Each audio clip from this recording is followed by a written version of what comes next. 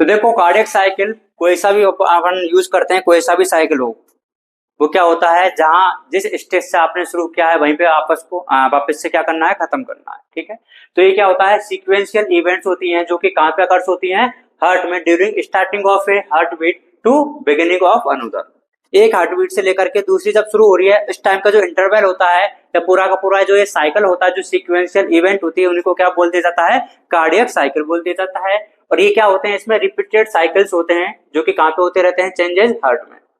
एक heart rate के बराबर ही एक क्या होता है, कार्डियक साइकिल होता है। अब अगर अपन बात करते हैं कि इसकी टाइमिंग कितनी होती होगी, तो एक हार्ट रेट की जो टाइमिंग होती है वो कितनी होती है, 0.8 सेकंड होती है। इससे अपन कैलकुलेट करके निकाल सकते हैं one cardiac cycle is equal to 0.8 second. और इस 0.8 सेकंड में अपन को पता है कि अपन बात किसकी कर रहे हैं, कार्डियक साइकिल। कार्डियक मतलब यूज किया जाता है किसके लिए, हार्ट के लिए। तो उसमें या तो एट्रिया होंगे या फिर वेंट्रिकल्स होंगे, इसके अलावा कुछ और हो सकते हैं क्या, नहीं हो सकते। अब इन दोनों में भी क्या, या तो कॉन्ट्रैक्शन होगा या फिर रिलैक्सेशन होगा। कॉन्ट्रैक्शन के लिए जो अपन वर्ड यूज करेंगे वो क्या होता है, सिस्टोल होता है, और डायस्टोल जो होता है वो रिलैक्सेशन के लिए होता है। तो जो एट्रिया होता है उसमें जो सिस्टोल होता है वो कितनी टाइमिंग के लिए होता है, 0.1 सेकंड के लिए होता है। तो जो रिमेनिंग पार्ट है 0.7 सेकंड, वो उसमें क्या हो जाएगा, एट्रिया में डायस्टोल हो जाएगा। मतलब एट्रिया किस फेज में होंगे, रिलैक्स में, कॉन्ट्रैक्टेड, रिलैक्स में। जो वेंट्रिकल्स होते हैं उसमें जो कॉन्ट्रैक्शन होता है, मतलब वेंट्रिकुलर जो सिस्टोल होता है वो 0.3 सेकंड के लिए होता है। बाकी का जो रिमेनिंग टाइम है 0.5 सेकंड, उसमें क्या हो जाएगा, वेंट्रिकुलर डायस्टोल हो जाएगा और रिलैक्स फेज में रहेंगे। तो देखो ये भी 0.8 है और 0.8 ये भी है, तो दोनों को मिलाना नहीं है। क्यों नहीं मिलाना, आगे अपन बात करते हैं। ठीक है, अगर बात करते हैं अपन की जो एट्रिया में जो कॉन्ट्रैक्शन होता है और जो वेंट्रिकल्स में कॉन्ट्रैक्शन होता है, तो ऐसा होता है कि अगर कॉन्ट्रैक्शन होगा तो दोनों एट्रिया में ही एक साथ कॉन्ट्रैक्शन होगा। ऐसा नहीं है राइट वाला कॉन्ट्रैक्शन हो रहा है लेफ्ट वाले में नहीं हो रहा। चाहे दोनों एट्रिया हो चाहे दोनों वेंट्रिकल्स हो, कॉन्ट्रैक्शन होगा तो भी एक ही साथ होगा और रिलैक्सेशन होगा तो भी एक ही साथ होगा। लेकिन अगर अपन बात करते हैं कि एट्रिया और वेंट्रिकल में कंपैरिजन करते हैं तो किसके कॉन्ट्रैक्शन ज्यादा पावरफुल होते हैं, किसके कॉन्ट्रैक्शन ज्यादा प्रोमिनेंट होते हैं, वो किसके होते हैं, वेंट्रिकल्स के। इसके रीजन क्या होता है, क्योंकि वेंट्रिकल से ही ब्लड को बॉडी में सप्लाई किया जाता है। ठीक है, अगर इसका अपन सीक्वेंस निकालते हैं तो क्या हो जाएगा, atrial systole, then ventricular systole, then joint diastole होता है। ये तीन फेज होते हैं। ये साइकिल है तो इसको अपन कहीं से भी शुरू कर सकते हैं। जैसे कि अपन ने शुरू किया कहां से, वेंट्रिकुलर सिस्टोल से, देन जेडी, जेडी के बाद में एएस। ये पूरा का पूरा साइकिल है। इसमें देखो आपको इस साइकिल में आपको दो सर्कल दिखाई दे रहे हैं। जो बाहर वाला है वो किसको रिप्रेजेंट करेगा, एट्रिया को, और जो अंदर वाला है वो किसको रिप्रेजेंट करेगा, वेंट्रिकल्स को। जैसे कि हमें पता है कि जो एट्रिया होते हैं इसमें 0.1 सेकंड के लिए क्या होता है, एट्रियल सिस्टोल होता है, कॉन्ट्रैक्शन होता है। बाकी का जो रिमेनिंग टाइम है उसमें क्या हो जाएगा, एट्रिया में डायस्टोल हो जाएगा। अब अगर अपन अंदर वाले की बात करते हैं तो इसमें क्या है, 0.1, 2 और 3, 0.3 सेकंड के लिए क्या होता है, वेंट्रिकुलर सिस्टोल होता है, और बाकी का जो रिमेनिंग टाइम उसमें क्या हो जाएगा, डायस्टोल हो जाएगा। अब आपके माइंड में एक डाउट आ सकता है कि जब आपने सर यहाँ पे एट्रियल सिस्टोल लिखा तो इससे जस्ट नीचे यहाँ पे शुरू करना चाहिए था, बट ऐसा नहीं कर सकते हैं। बिकॉज ऐसा तो क्या हो जाएगा कि जिस टाइम पर एट्रिया में कॉन्ट्रैक्शन हो रहा था उसी टाइम पे वेंट्रिकल्स में भी कॉन्ट्रैक्शन हो जाएगा। और इससे पहले मैंने आपको बताया एक लाइन कि कभी भी दोनों में एक साथ कॉन्ट्रैक्शन नहीं हो पाएगा। दोनों में एक साथ का मतलब क्या है, एट्रिया और वेंट्रिकल्स में दोनों में एक साथ नहीं होगा। दोनों एट्रिया और दोनों वेंट्रिकल्स में पॉसिबल हो सकता है और होता वही है। ठीक है, तो ये समझ में आया कि अपन ने इसको आगे वाले से क्यों शुरू किया है। और देखो साइकिल का मतलब क्या होता है कि जहां से शुरू किया वहीं पे अपन वापस करते हैं। तो देखो ये यहाँ से शुरू किया था और वहीं पे खत्म हो गया है। क्लियर है इतना बात, ठीक है। अब अपन देख रहे हैं कहां से शुरू करते हैं, एट्रियल सिस्टोल से। अपन ने तीन फेज बताई थी, एट्रियल सिस्टोल, वेंट्रिकुलर सिस्टोल और ज्वाइंट डायस्टोल। तो कहीं से भी शुरू कर सकते हैं अपन। अपन कहां से शुरू करने वाले हैं, एट्रियल सिस्टोल से। एट्रियल सिस्टोल से मतलब क्या हुआ कि इससे पहले तो देखो एट्रिया में क्या हो रहा था, डायस्टोल हो रहा था, वेंट्रिकल्स में भी क्या हो रहा था, डायस्टोल हो रहा था। इसका मतलब पहले से जब इस फेज को अपन शुरू करेंगे उससे पहले क्या वेंट्रिकल्स में थोड़ा बहुत ब्लड होगा, क्या होगा। कितना परसेंट फिलिंग हो चुकी है वेंट्रिकल्स की, 70% हो चुकी है। अपन को कितनी करनी है, 100% करनी है। कितना बच रहा हुआ है अभी, 30% बचा हुआ है। तो अब उस 30% के चक्कर में अपन क्या करते हैं, एट्रिया में क्या करवाते हैं, कॉन्ट्रैक्शन करवाते हैं। जब मैंने एट्रिया को कॉन्ट्रैक्ट किया, आपके माइंड में बन रही होगी ना वो फिगर बन रहा है हेड का, कोई ऊपर क्या है, एट्रिया है, नीचे क्या है, वेंट्रिकल्स है। तो थोड़ा सोच के देखो, जब अपन ने ऊपर वाले चैम्बर में कॉन्ट्रैक्शन करवाया तो ब्लड कहाँ पे जाने के ट्राई करेगा, नीचे जाएगा। कहाँ पे, वेंट्रिकल्स में जाएगा। और वेंट्रिकल्स में जाने के लिए उसके पास में जो वॉल्व है वो कौन से वॉल्व होते हैं, एवी वॉल्व होते हैं। कस्पिड और ट्राइकस्पिड और बाइकस्पिड होते हैं। तो उनकी कंडीशन बताइए, क्या वो क्लोज रहेंगे, क्या ओपन रहेंगे, ओपन रहेंगे। तो यहाँ पे एवी वॉल्व कैसे रहते हैं, ओपन रहते हैं। तो जो ब्लड है वो कहाँ पे चला जाएगा, नीचे चला जाएगा। ठीक है। तो 30% फिलिंग ऑफ एट्रिया, और ये अपन ने कॉन्ट्रेक्शन से करवाया कि रिलैक्सेशन से करवाया है? कॉन्ट्रेक्शन से। तो ये एक्टिव प्रोसेस हुआ कि पैसिव? एक्टिव है। तो यहाँ पे जो फिलिंग होती है वो कैसा प्रोसेस होता है? एक्टिव प्रोसेस होता है। वो समझ में आ गया कि एबी वॉल्व ओपन रहते हैं, ठीक है। अब बताओ जो एसएल वॉल्व है वो क्लोज रहेंगे कि ओपन रहेंगे? क्लोज रहेंगे, क्योंकि अभी तो अपन ने कॉन्ट्रेक्शन ही नहीं करवाया ना वेंट्रिकल्स में, वो कैसे रहते हैं? क्लोज रहते हैं। तो देखो 70% ऑलरेडी फिल हो चुका है, 30% अभी अपन ने कर दिया, तो 100% फिलिंग ऑफ वेंट्रिकल्स हो चुकी है। अब इस 100% में जो फिल हुए हैं उस टाइम पे किसमें? वेंट्रिकल्स में। अब देखो वेंट्रिकल्स का क्या है? डायस्टोल खत्म हो गया ना, वेंट्रिकल्स का डायस्टोल खत्म हो चुका है, देखो यहाँ पे। इस टाइम पर and diastolic volume of ventricles कितना है? 120 ml है। तो जब वेंट्रिकल्स 100% फिल हो चुके हैं किससे? ब्लड से, तो उसमें कितना ब्लड आ चुका है? 120 ml ब्लड आ चुका है। तो ये फर्स्ट फेज कंप्लीट है। एएस के बाद में आ जाता है वीएस, वेंट्रिकुलर सिस्टोल, 0.3 सेकंड के लिए होगा। तो देखो इस टाइम पे क्या हो रहा है? वेंट्रिकल्स में सिस्टोल हो रहा है, मतलब कॉन्ट्रेक्शन करवाना है, लेकिन एट्रिया में क्या हो रहा है? डायस्टोलिक हो रहा है। तो मतलब जब अपन वेंट्रिकल्स में कॉन्ट्रेक्शन करवाएंगे उस टाइम पे एट्रिया में ब्लड आ रहा होगा या नहीं आ रहा होगा? आ रहा होगा या नहीं आ रहा होगा? आ रहा होगा। लेकिन वो जो ब्लड आ रहा है क्या वो नीचे वेंट्रिकल्स में आ रहा होगा क्या? नहीं आ रहा होगा। इसका मतलब कौन से वॉल्व क्लोज होने चाहिए? तो देखो इसमें क्या हो जाता है कि जैसे ही अपन ने वेंट्रिकल्स को कॉन्ट्रैक्ट किया, वो ब्लड कहां पे जाने की ट्राई करेगा? ऊपर जाने की ट्राई करेगा। ऊपर कहां पे? एट्रिया में। लेकिन इस ब्लड को अपन परमिट करेंगे कि जाने के लिए? नहीं करेंगे। कौन प्रिवेंट करेगा? AV valve. तो जैसे ही ब्लड ऊपर जाता है तो जो एबी वॉल्व है वो क्या हो जाते हैं? क्लोज हो जाते हैं। और जब वो क्लोज होते हैं तो एक साउंड आ जाती है जिसको बोला जाता है फर्स्ट हार्ट साउंड, और वो क्या होती है? लब होती है। आ गई? तो देखो इसके लिए पूछा जाता है कि जो साउंड आई है ना, कि कौन से वॉल्व की क्लोजिंग पर आई है और कौन सी फेज पर आई है। अब देखो जैसे मैंने कॉन्ट्रैक्शन शुरू किया तभी तो ब्लड ऊपर गया, तो ये जो साउंड आएगी इस कॉन्ट्रैक्शन शुरू के स्टार्टिंग में आएगी कि एंडिंग में आएगी? स्टार्टिंग में आएगी। तो देखो क्लोजिंग ऑफ एबी या फिर cuspid valve and the starting of ventricular systole. इस टाइम पे एबी वॉल्व कैसे थे? क्लोज थे। अब ब्लड ऊपर तो जा नहीं सकता, तो कहां पे जाएगा? अपनी रेस्पेक्टिव आयोटा और पल्मोनरी आर्टरी में जाएगा। लेकिन आयोटा और पल्मोनरी आर्टरी को गार्ड करने वाले जो वॉल्व होते हैं उनको क्या बोला जाता है? SL valve. तो ये क्लोज होने चाहिए कि ओपन? ओपन होने चाहिए। तो देखो वो ओपन रहते हैं, ठीक है। अब देखो जब अपन ने वेंट्रिकल्स में कॉन्ट्रैक्शन करवाया तो एक टाइम तो ऐसा आएगा ना कि जो ज्यादा ब्लड है वो किधर रहेगा? आयोटा के पास में रहेगा, और कम ब्लड इधर हो जाएगा। ऐसा हो सकता है कि वेंट्रिकल्स बिल्कुल खत्म खाली हो गए? नहीं हो सकता, क्योंकि एक टाइम पे तो दोनों का प्रेशर क्या है? बराबर हो जाएगा। अब देखो जब ज्यादा उधर हो गया है तो ब्लड की क्या टेंडेंसी? हाई प्रेशर से लो प्रेशर की तरफ मूव करेगा। तो आयोटा से वापस से आना चाहेगा कहां पे? वेंट्रिकल्स में। इसको आने दे क्या?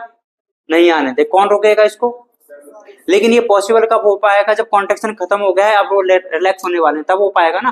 तो रिलैक्स होने वाली कंडीशन किधर आ जाती है? इधर आ जाती है। जब सिस्टोल इसमें कंप्लीट हो गया वेंट्रिकल्स में, तब इसमें ब्लड कितना रह गया है? वेंट्रिकल्स में 50 ml। पहले कितना था? अब कितना रह गया है? तो गया कितना? और जो चला जाता है उसी को क्या बोल दिया जाता है? Stroke volume. Amount of blood pumped by ventricles per beat is equal to stroke volume. और इसको कैसे निकाल सकते हैं? एडीबी माइनस ईएसवी इक्वल हो जाता है 120 माइनस 50 बराबर 70 ml। अब आ जाते हैं ज्वाइंट डायस्टोल। ज्वाइंट डायस्टोल को ज्वाइंट डायस्टोल इसलिए बोला जाता है क्योंकि इसमें एट्रिया और वेंट्रिकल्स दोनों ही किस कंडीशन में रहते हैं? डायस्टोलिक कंडीशन में रहते हैं। अब देखो यहाँ पे काम की बात यह है कि जब अपन जिस टाइम पे वेंट्रिकल्स में कॉन्ट्रैक्शन करवा रहे थे उस टाइम पे क्या एट्रिया में ब्लड आ रहा था क्या? लेकिन क्या वो नीचे वेंट्रिकल्स में आ रहा था क्या? नहीं आ रहा था। इसका मतलब जब अपन ने इस फेज को कंप्लीट किया होगा एट्रिया में कुछ ना कुछ तो ब्लड भरा गया होगा, ठीक है। अब अपन ने क्या कर दिया? एट्रिया को भी डायस्टोल कर रखा जो कि ऑलरेडी था ही, लेकिन अब किसको भी डायस्टोलिक कंडीशन में कर दिया? वेंट्रिकल्स को भी। इसका मतलब अब वेंट्रिकल्स रेडी हैं किसके लिए? ब्लड के लिए। तो जैसे ही अपन ने कौन से वॉल्व ओपन किए? कस्पिड वॉल्व, इनको ओपन किया तो जो ब्लड ऑलरेडी भरा हुआ तो वो तो तेजी से नीचे आएगा ना। अरे आएगा ही नहीं आएगा। तो देखो इसको बोला जाता है क्या? Rapid inflow of blood. इसमें जो वेंट्रिकल्स है वो कितने बढ़ जाते हैं? 65% बढ़ जाते हैं। लेकिन अपन जैसे बता रहे थे कि जो आयोटा में जो बढ़ गया था उधर हाई प्रेशर हो गया, वो वापस आने का ट्राई करेगा, लेकिन उसको अपन परमिट नहीं करेंगे। तो कौन से वॉल्व इसको प्रिवेंट करेंगे? SL valve. तो जैसे ही एसएल वॉल्व बंद हो जाते हैं कौन सी साउंड आ जाती है? दूसरी साउंड आ जाती है, वो क्या होती है? डब। क्यों आती है? Closing of SL valve. कौन से प्रोसेस की स्टार्टिंग में आई? स्टार्टिंग ऑफ ज्वाइंट डायस्टोल या फिर वेंट्रिकुलर डायस्टोल। और ज्वाइंट डायस्टोल कितनी टाइमिंग के लिए होता है? 0.4। देखो 1 0.234, तो ये कितना हो गया 0.4। क्लियर है इतनी बात? अब देखो, अब हुआ क्या कि जो ब्लड पहले से भरा हुआ तो वो तो अचानक से आ गया, तेजी से आ गया, रैपिडली आ गया है, लेकिन क्या अभी भी अपन ने जो एट्रिया है उसमें ब्लड आने को बंद कर दिया है क्या? वो तो अभी भी आ रहा है। तो अब क्या होगा कि जिस रेट से वो आ रहा है ब्लड, वो डायरेक्टली किधर चला जाएगा? वेंट्रिकल्स में चला जाएगा। तो इस प्रोसेस को क्या बोल दिया जाता है? डायस्टेटिस। क्या होता है? Rate of filling of atria, मतलब जिस रेट से ब्लड किस में आ रहा था? एट्रिया में आ रहा था, उसी रेट से किस में चला जाएगा? वो वेंट्रिकल्स में चला जाएगा। और इसकी वजह से जो वेंट्रिकल्स में कितना ब्लड चला जाता है? 5%। तो 65 और 5 70 हो गया है, और 70 और 30 100 हो गया है। वापस से अगेन स्टार्ट हो जाएगा। समझ गए बात को? स्ट्रोक वॉल्यूम क्या होता है? स्ट्रोक वॉल्यूम क्या होता है? अमाउंट ऑफ ब्लड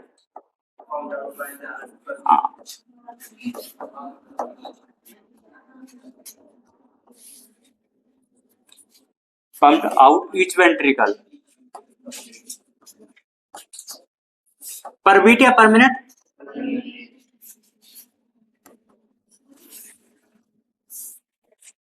एसवी बराबर क्या हो जाएगा? ईडीबी कितना आ जाता है? 70 ml। ठीक है। अगर मेरे को निकालना है कार्डियक आउटपुट, देखो जो स्ट्रोक वॉल्यूम में वो पर बीट होता है, और कार्डियक आउटपुट जो होता है वो पर मिनट होता है।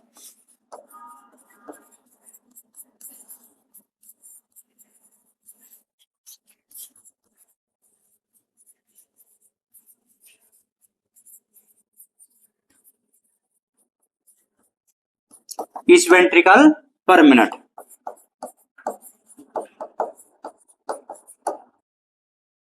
पर बीट कितना हो रहा था? 70 ml हो रहा था। और अपन को अब कितना निकालना है? पर मिनट के लिए निकालना है। तो एक मिनट में कितनी बीट हो जाती है? 72 हो जाती है। तो अपन इसको ऐसे कर सकते हैं ना, heart rate multiply by stroke volume. Heart rate कितनी होती है? 72। स्ट्रोक वॉल्यूम कितना होता है? 70। कितना आ जाता है? 50। इसलिए बोला जाता है कि एक बार में जो हार्ट होता है वो कितना ब्लड पंप करता है? 5 लीटर। तो वो कहां से आता है? स्ट्रोक वॉल्यूम से आता है। ठीक है। अब दोनों साउंड के बारे में डिस्कस करते हैं थोड़ा। एक साउंड कौन सी थी? लव। दूसरी वाली कौन सी थी? डब। फर्स्ट वाली कौन सी थी? लव। सेकंड वाली कौन सी थी? डब।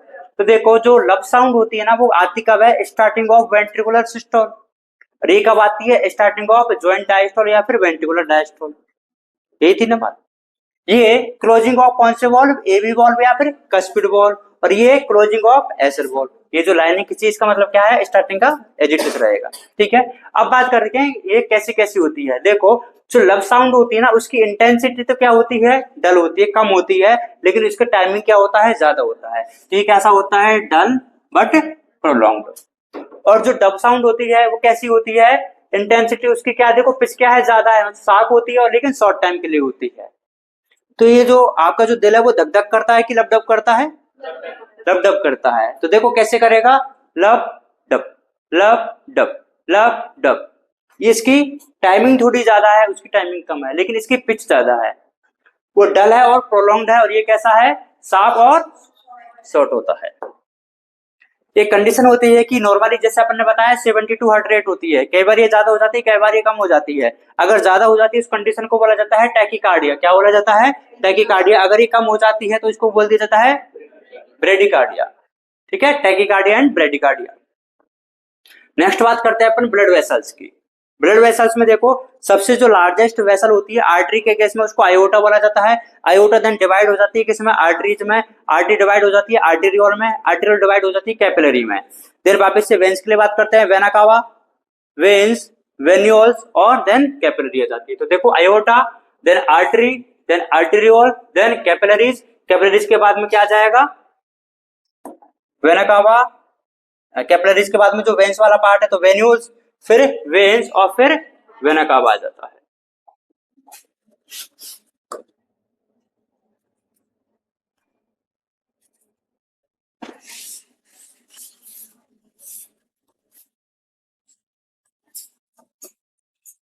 कैपिलरीज, ठीक है। देखो आर्टरी और वेन्स की अगर अपन बात करते हैं तो दोनों में तीन तीन लेयर पाई जाती है। सबसे आउटर मोस्ट लेयर जो होती है उसको ट्यूनिका एक्सटर्ना बोला जाता है, मिडिल लेयर को ट्यूनिका मीडिया बोला जाता है, और सबसे इनर मोस्ट लेयर को क्या बोला जाता है, ट्यूनिका इंटरना बोला जाता है। आपको कुछ भी नहीं है, ज्यादा डिटेल नहीं पढ़ना है, बस ये याद रखो कि जो ट्यूनिका एक्सटर्ना है वो किससे मिलकर बना होता है, फाइबरस कनेक्टिव टिश्यू से मिलकर बना होता है। और कौन से फाइबर्स पाए जाते हैं, कोलेजन फाइबर्स पाते हैं। सभी को मैंने ब्लड क्लॉटिंग के बारे में पढ़ाया था, याद है थोड़ा बहुत। मैंने बताया था कि जब भी अपन को कोई भी इंजरी होती है तो सबसे पहले तो एपिथेलियम टिश्यू रप्चर हो जाता है, और इसके नीचे क्या होती है, ब्लड वेसल्स होती है, वो रप्चर हो जाती है। फिर मैंने आपको ये वाला कॉन्सेप्ट बताया होगा कि जैसे जो प्लेटलेट वगैरह है एलबीसी वो ऊपर आती है, और इधर ये क्या है, कोलेजन फाइबर्स है जिनके क्या फ्री एंड होते हैं, जो कि हार्ड होते हैं, स्टिफ होते हैं, इनसे टकराती है। तो बताओ जब अगर सबसे ऊपर जो आएगा तो सबसे ऊपर ब्लड वेसल्स की लेयर है वो कौन सी है, ट्यूनिका एक्सटर्ना है कि इंटरना है, एक्सटर्ना है। और एक्सटर्ना में देखो मैंने क्या लिखा है, कोलेजन फाइबर्स होते हैं। तो यही कोलेजन फाइबर्स थे उस दिन भी, जो कि क्या हो गए थे, हार्ड और स्टिफ हो जाते हैं, जिससे कि टूटता है कोई तो इससे टकराती है क्या, प्लेटलेट, और रप्चर कर देती है, और क्या बना देती है, केमिकल एंडोथ्रोम्बोप्लास्टिन। वो आगे जाएगा अंदर, थ्रोम्बोप्लास्टिन बनाता है, कैल्शियम के साथ में रिएक्ट करता है, थ्रोम्बोकाइनेज या फिर प्रोथ्रोम्बिनेज बना देता है। प्रोथ्रोम्बिनेज किसको एक्टिवेट करवा देता है, प्रोथ्रोम्बिन को थ्रोम्बिन में। थ्रोम्बिन एक्टिवेट हो चुका है, थ्रोम्बिन अब किसको एक्टिवेट करवाएगा, फिब्रिनोजन को फिब्रिन में। फिर वापस से जहाँ पे चोट लगी वहां पे जाकर के क्या हो जाते हैं, नेटवर्क बना लेते हैं। नेटवर्क बनाने के बाद में इसमें क्या फंस जाती है, आरबीसी फंस जाती है, और ये कैसा हो जाता है, रेडिश ब्राउन कलर का हो जाता है। इसी को क्या बोल दिया जाता है, क्लॉट, इसका में कोगुलम। इसके बाद में आफ्टर दैट इसमें एक स्क्वीज आउट करते हैं तो येलो कलर का फ्लूइड निकलता है, जिसको सीरम बोल दिया जाता है। सीरम और कुछ नहीं होता है, प्लाज्मा माइनस क्लोटिंग फैक्टर होता है। येलो कलर जो होता है वो एल्बुमिन की वजह से होता है, इसमें एंटीबॉडीज पाई जाती है because of the presence of globulin होता है। ठीक है, जो ट्यूनिका मीडिया होती है वो कैसी होती है, स्मूथ मसल से मिलकर बनी होती है, इसमें इलास्टिन फाइबर्स पाए जाते हैं। और जो ट्यूनिका इंटरना होती है वो एंडोथेलियम होती है, जो कि सिंपल स्क्वेमस एपिथेलियम से होती है। ये आर्टरी और वेन्स दोनों के लिए सिमिलर होता है। आगे बात करते हैं, ये तीन लेयर में होती है। सबसे बाहर वाली को ट्यूनिका एक्सटर्ना, मिडिल वाली को ट्यूनिका मीडिया, और इनर मोस्ट को ट्यूनिका इंटरना। इंटरना को इंटीमा भी बोल दिया जाता है कभी। ठीक है, अब देखो जो आर्टरी होती है, मान के चलो ये क्या है, कोई भी एक ब्लड वेसल से आर्टरी हो चाहे वेन्स हो। ठीक है, इसके बाहर ये क्या लगी हुई है, तीनों की तीनों लेयर बनी हुई है। अंदर क्या है, ये आपको ल्यूमेन दिखाई दे रही है। आर्टरी के केस में जो ये ल्यूमेन होती है वो कैसी होती है, नैरो होती है। अब अगर किसी भी चीज को अपन को नैरो करना है तो इसके अंदर की जो वॉल है उसको थिक करना पड़ेगा। तो देखो इसकी जो लेयर होती है वो कैसी होती है, थिक होती है। ठीक है, और इसमें कैसी होती है, वाइड होती है, क्या, ल्यूमेन। अब आर्टरी का आपने पढ़ा भी होगा कि जो आर्टरी होती है वो कौन से वाले ब्लड को कैरी करवाती है, ऑक्सीजनेटेड। लेकिन एक एक्सेप्शन होता है, कौन सा, पल्मोनरी आर्टरी। ठीक है, ब्लड प्रेशर जो होता है किसमें, आर्टरी में, वो ट्रेवल करवाती है हाई ब्लड प्रेशर से लो ब्लड प्रेशर। देखो ए से आर्टरी और ए से अवे फ्रॉम दी हार्ट, तो हार्ट ने अगर किसी को पंप कर रहा है तो वो हाई प्रेशर से ही करेगा ना, और जो जिसके पास में जा रहा है वो लो प्रेशर के पास में जा रहा है, तो जिसमें जो ब्लड प्रेशर होता है वो हाई से लो जाता है। इसमें वॉल्व एब्सेंट होते हैं, क्या होते हैं, वॉल्व एब्सेंट होते हैं। भाई इसको तो क्या है, फ्लो करवाना तो रोकना थोड़ी ना है, पंप करवाएगा, प्रेशर से करवा रहा तो वॉल्व की जरूरत नहीं है। और जो आर्टरीज होती है वो हमारी बॉडी में डीपली सिचुएटेड होती है। कैसी सिचुएटेड होती है, डीपली। अगर बात करते हैं वेन्स की, जो वेन्स होती है वो कौन सा ब्लड कैरी आउट करवाती है, डीऑक्सीजनेटेड। यहाँ पे डीओबी का मतलब डेट ऑफ बर्थ नहीं है, डीऑक्सीजनेटेड ब्लड है। ठीक है, एक्सेप्ट पल्मोनरी वेन। इसमें जो ब्लड होगा वो लो प्रेशर से हाई प्रेशर पे जाता है। देखो हाई प्रेशर हार्ट के पास में होगा कि ऑर्गन्स के पास में होगा, हार्ट के पास में होगा। ठीक है, अब जो वेन्स होती है वो हार्ट से दूर लेकर के जाती है कि हार्ट के पास में लेकर के जाती है, कहां से लेकर के जाती है, ऑर्गन से लेकर के जाती है। तो ऑर्गन के पास में तो प्रेशर क्या है, कम है, और हार्ट के पास में क्या है, ज्यादा है, तो इसलिए कैसा जाता है, लो प्रेशर से हाई प्रेशर जाता है। ठीक है, इसमें क्या पाए जाते हैं, वॉल्व पाए जाते हैं। क्या पाए जाते हैं, वॉल्व पाए जाते हैं। तो इसमें जरूरत है क्या वॉल्व की, है जरूरत। देखो अपने जो ये पैर होते हैं, पैरों में भी तो जो ऑर्गन्स हैं, मसल्स हैं, उनमें भी डीऑक्सीजनेटेड ब्लड बन रहा होगा ना, उसको लेके जाने का काम कौन किसका होता है, वेन्स का ही होता है। अब देखो अंदर नीचे की साइड में तो ग्रेविटेशन भी तो लग रहा है, एक बार जो ब्लड आ गया वो वापस नीचे चला जाएगा ना, फिर वो ऊपर ही नहीं आ पाएगा। तो वॉल्व क्या करते हैं, बैक फ्लो को प्रिवेंट करते हैं ना। अरे वॉल्व का काम क्या होता है, यूनिडायरेक्शनल फ्लो करवाना, तो वो क्या ऊपर की साइड में करवाएंगे, अरे करवाएंगे कि नहीं करवाएंगे? तो इसलिए जरूरत होता है। इसमें जो वेन्स होती है वो कैसी, कहाँ पे प्रेजेंट होती है, सुपरफिशियली। कभी कभार आपको इंजेक्शन वगैरह लगे होंगे हाथों में, कहाँ पे लगाए जाते हैं वो, वेन्स में। क्यों, आर्टरी में क्यों नहीं लगाया जाता, वो तो ठीक है, लेकिन इंजेक्शन की सुई है वो तो डीप में लगा देंगे। भाई ऑक्सीजनेटेड ब्लड है, हाई प्रेशर से ज्यादा बढ़िया, कोई दिक्कत नहीं, जल्दी पहुंच जाएगा। सोच के देखो, जो वेन्स है जो वेन्स है वो ब्लड को कहाँ पे लेके जा रही है? हार्ट में लेके जा रही है, ठीक है। अब हार्ट तो पूरी बॉडी में पंप करेगा ना ब्लड को। इधर आर्टरी तो क्या है, अब तुम्हें पता नहीं कौन सी आर्टरी है ना। दवाई जो तुम्हें देनी है वो ब्रेन वाले को देनी है, और तुमने लगा दी कौन से वाले में, किडनी वाले में। आर्टरी का काम क्या है? अभी फ्रॉम दी हार्ट है ना, हार्ट से तो वो निकल चुकी है, अब तो किसी एक स्पेसिफिक ऑर्गन के पास में जा रही होगी। तुम्हें दवाई तो कौन सी लेनी थी? इंजेक्शन जो लगाया है उसमें दवाई किसके लिए है? ब्रेन वाले के लिए लगाई है, और तुमने आर्टरी में कौन सी डाल दी जो किडनी के पास में जा रही है, तो काम करेगा क्या?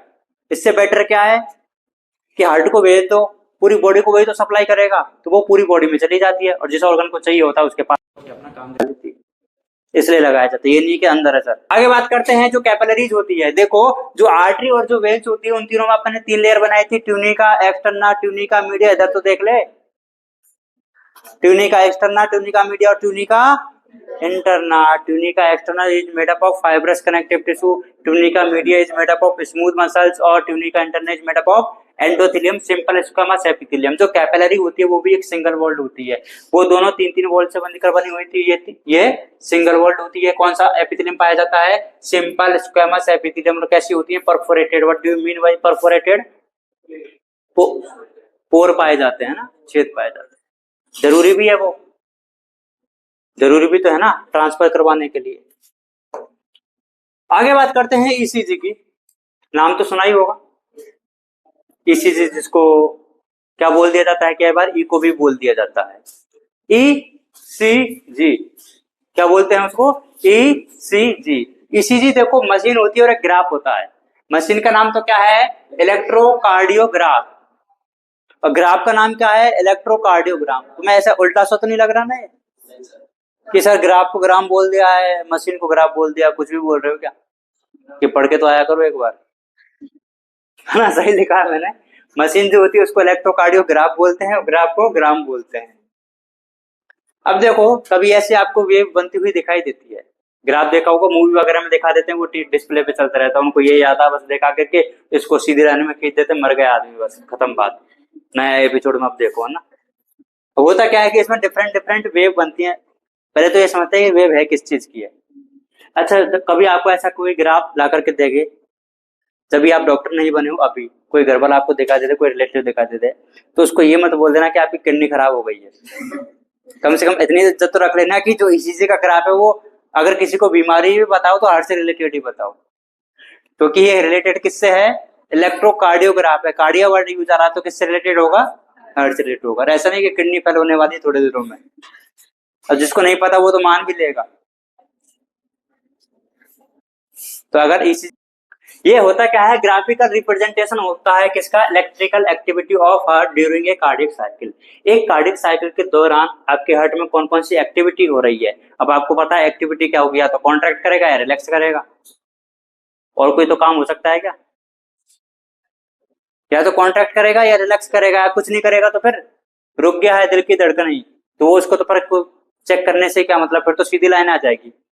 अब होता क्या है, सबसे पहले जो वेव बनती है उसको पी वेव बोला जाता है। कौन सी वेव? पी। और उसके बाद में बनती है क्यू आर एस कॉम्प्लेक्स, फिर बन जाता है एक टी वेव। तो देखो, जो पी वेव है किसको रिप्रेजेंट करती है? एट्रियल डिपोलराइजेशन को। देखो, कभी आपने नाम सुना होगा, एक होता है पोलराइजेशन, एक होता है डिपोलराइजेशन, एक होता है रिपोलराइजेशन। जब भी कोई भी मसल्स या फिर कोई भी सेल्स जो नॉर्मल स्टेज में रहती है उसको बोल दिया जाता है पोलराइज स्टेज। क्या बोल दिया जाता है? पोलराइज। जब इसको एक्टिवेट कर दिया जाता है, मतलब एक्शन पोटेंशियल इसको दे दिया जाता है, देन ये किस कंडीशन में आ जाती है?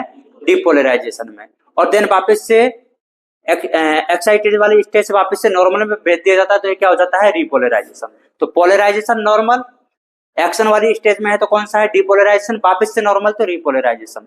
अगर मैंने यहाँ पे बोला है एट्रियल डिपोलराइजेशन, तो इसके बाद में एट्रियम में क्या होने वाला होगा? सिस्टोल की डायस्टोल। ये समझ में आ गया ना। डिपोलराइजेशन मतलब क्या हो गया है? एक्शन पोटेंशियल जनरेट करवा दिया है, तो अब उसमें कॉन्ट्रेक्शन होगा कि रिलैक्सेशन होगा? कॉन्ट्रेक्शन होगा, ठीक है। जो क्यूआरएस कॉम्प्लेक्स है वो किसको रिप्रेजेंट करता है? Ventricular depolarization. तो कभी भी अगर आपसे पूछ ली जाए तो बताइए कि जो पी वेव है वो एट्रिया में सिस्टोल को रिप्रेजेंट करती है क्या? नहीं, वो एट्रियम में डिपोलराइजेशन को रिप्रेजेंट करती है। इसके बाद में होता है, मैंने क्या बोला है, इलेक्ट्रिकल एक्टिविटी है ये, इलेक्ट्रिकल एक्टिविटी है कि इसके बाद में क्या होने वाला है, जब भी नर्व इंपल्स आती है, जब भी एक्शन पोटेंशियल आता है ना, डिपोलराइजेशन हो चुका है, उसके बाद में कॉन्ट्रैक्शन होता है। ऐसा नहीं कि कॉन्ट्रैक्शन और डिपोलराइजेशन साथ साथ में हो जाएगा, ठीक है। अब जो टी वेव है वो किसको रिप्रेजेंट करती है, वेंट्रिकुलर रिपोलराइजेशन को। मतलब जो वेंट्रिकल से वो अपनी वापस से किस में आ चुके, रिलैक्स स्टेज में आ चुके हैं। और end of T wave represent करता है किसको, एंड ऑफ वेंट्रिकुलर सिस्टोल को। डिपोलराइजेशन डिपोलराइजेशन डिपोलराइजेशन यहाँ पे है वेंट्रिकुलर सिस्टोल। यहाँ पे देखो कोई भी वेव नहीं आ रही है, एंड हो चुका है, तो ये किसको रिप्रेजेंट करता है कि वेंट्रिकुलर सिस्टोल क्या हो चुका है, खत्म हो चुका है। अब जो डॉक्टर है वो क्या चेक करते होंगे इससे, एक तो ये चेक करते हैं कि किसी की हार्ट बीट कितनी चल रही है, और दूसरा क्या चेक करते हैं कि ये जो वेव आ रही है वो सही आ रही है कि नहीं आ रही। अगर देखो एट्रियल डिपोलराइजेशन हो गया तो ऐसा वेव बन जाएगी, इसका मतलब कि इसमें एट्रिया में कॉन्ट्रैक्शन प्रॉपर हो रहा है या नहीं हो रहा, हो रहा होगा। अगर दिक्कत हो गई कि ये जो वेव थी मैंने कैसे बनाई है, एलिवेटेड बनाई है, और ये ऐसे आ गई डिप्रेस्ड, इसका मतलब कोई दिक्कत है। और दिक्कत है तो किस में दिक्कत है, एट्रिया में दिक्कत है कि वेंट्रिकुलर दिक्कत है, एट्रिया में दिक्कत है कि क्या दिक्कत है कि वो कॉन्ट्रैक्ट नहीं हो पा रहे हैं। अगर ये जो है मेरे क्यू वाली जो वेव है वो थोड़ी सी देखो डिप्रेस बनाई है नीचे, बाकी फिर एलिवेटेड देन डिप्रेस। अगर इसमें कोई भी कॉम्बिनेशन, ये ऐसा नहीं कि ऐसे डिजाइन दिया मैंने, ऐसा ही बनता है। अगर इससे कोई भी फ्लक्चुएशन आ जाएगा, इसका मतलब उससे रिलेटेड क्या हो जाएगी, डिजीज हो जाएगी। भाई एट्रिया है अपने पास में और क्या है, वेंट्रिकल्स है, या तो इसमें कॉन्ट्रैक्शन होगा या फिर रिलैक्सेशन होगा, तो ये चारों आ गई ना उसमें। अब तुम देखते होंगे वो चलता ही रहता है, चलता रहता है, तो वो क्या है, एक एक कार्डियक साइकिल का रहता है। तो उसको उसमें बटन भी आता है रीसेट करने का, आप कि इसको कितने टाइम इंटरवल पे चाहिए, 5 मिनट में, 15 मिनट में, वो ऐसा चेंज होता रहता है। तो एक वाला ये ग्राफ, फिर वापस से यहाँ से दूसरा ग्राफ शुरू हो जाएगा, तो ये सेम आता रहता आता रहता आता रहता है, ठीक है। अब बात करते हैं कि इससे अपन हार्ट रेट को कैसे काउंट करेंगे। तो देखो ये जो क्यूआरएस कॉम्प्लेक्स है, एक बात बताओ, स्ट्रोक वॉल्यूम क्या होता है, वेंट्रिकल्स पंप करते हैं वो वाला होता है कि एट्रिया पंप करते हैं, वेंट्रिकल्स पंप करते हैं। तो जो वेंट्रिकल्स पंपिंग वाला बताओ इसमें कौन सा वाला है, मतलब वेंट्रिकल्स में अपन को डिपोलराइजेशन करवाना है, तो किसमें किसकी वजह से हो रहा होगा, क्यूआरएस की वजह से। और जो जितना वेंट्रिकल्स ने पंप किया वही तो स्ट्रोक वॉल्यूम है, और वही उधर से अपन क्या निकाल सकते हैं, कार्डियक आउटपुट निकाल सकते हैं। इसका मतलब अगर मेरे को हार्ट रेट चेक करनी है तो मैं इन चारों में से कौन सी वाली को चेक करूं, क्यूआरएस को। तो देखो counting of QRS complex is number of heart beat, वो कितनी बार पंप कर रहा है उससे पता लग जाएगा ना। अरे समझ में आया क्या, हार्ट बीट कौन कर रहा है, बीट का मतलब क्या है, कितने बार पंप कर रहा है, ठीक है। अगर कोई भी डेविएशन आ जाता है, एनी डेविएशन इन वेव, तो वो किसको रिप्रेजेंट करेगा, एनी हार्ट रिलेटेड डिजीज। अगर मैं आपसे पूछूं कि जो ईसीजी में जो वेव है, जो पी वेव थी वो ज्यादा ही क्या हो गई है, डिप्रेस हो गई है, तो बताओ उस पर्सन में किससे रिलेटेड डिजीज हो सकती है। Options are kidney, liver, lungs और हार्ट। कर पाओगे आंसर, ठीक है। एक जैसे कि याद आता है कि जो टी वेव है, देखो मैंने कैसे बनाई है, एलिवेटेड है कि डिप्रेस्ड है, एलिवेटेड है। अगर टी वेव में क्या आ जाएगा, डिप्रेशन आ जाता है, तो ये एक बीमारी को, एक कंडीशन को रिप्रेजेंट करता है जिसको बोला जाता है कोरोनरी इस्चेमिया। क्या बोला जाता है, कोरोनरी इस्चेमिया। क्या होता है अभी पता लग जाएगा, ठीक है। आगे बात करते हैं ब्लड प्रेशर की। जो ब्लड प्रेशर है वो होता क्या है, पहले तो ये बताओ, अब बताओ। प्रेशर ऑफ ब्लड कौन लगा रहा है, किस पे लगा रहा है, ब्लड लगा रहा है, किस पे लगाएगा, वॉल्स ऑफ आर्टरी पे लगाएगा, किस पे लगाएगा, आर्टरी पे लगाएगा। क्योंकि प्रेशर तो चेक करते हैं अपन, हार्ट वाले तो चेक करेंगे, तो हार्ट किस में भेजता है ब्लड को, आर्टरी में कि वेन्स में, आर्टरी में भेजता है।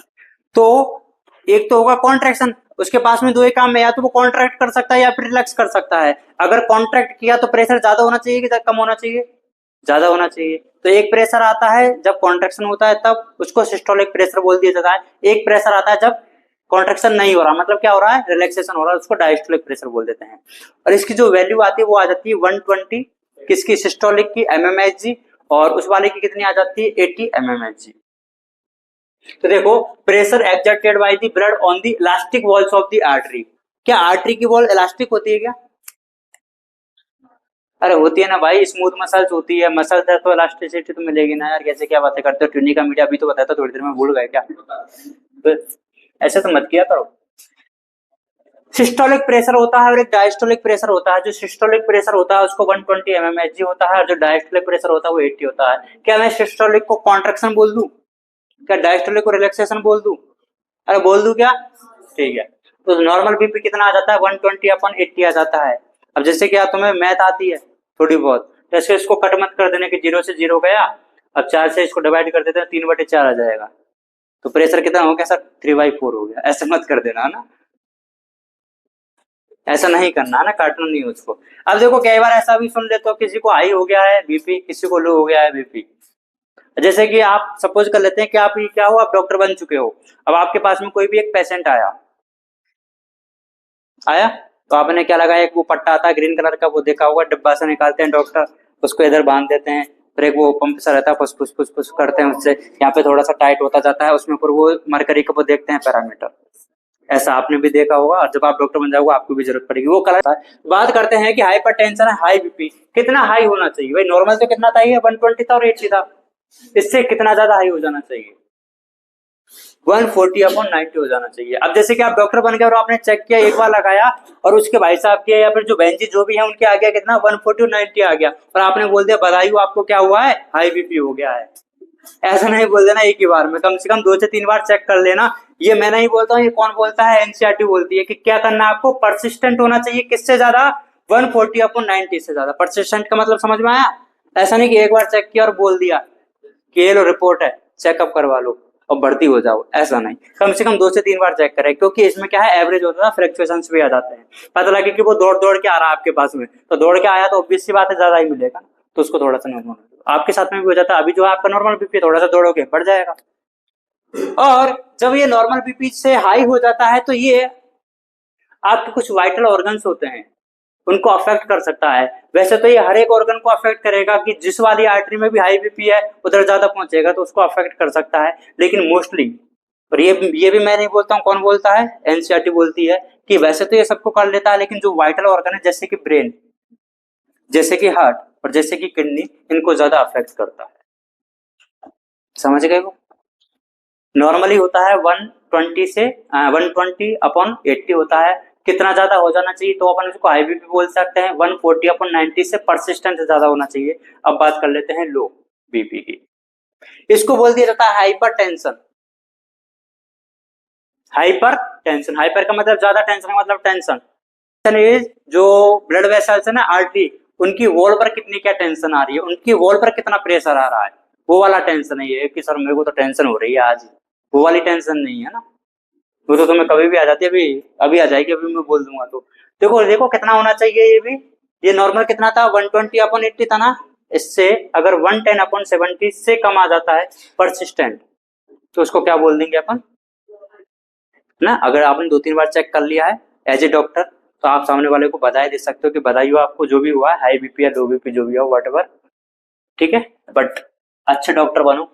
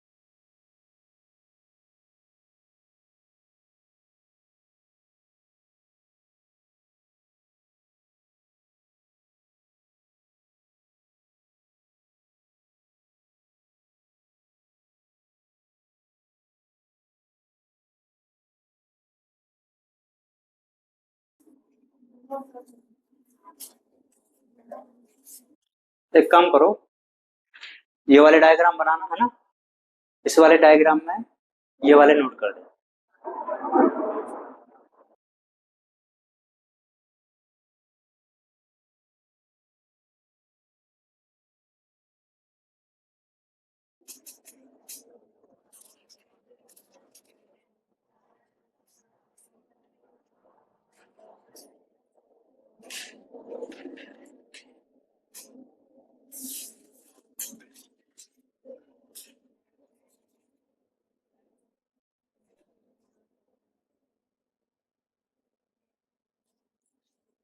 फिर डायग्राम बना लो तो बता देना, पिछले वाली स्लाइड पे कर दूंगा।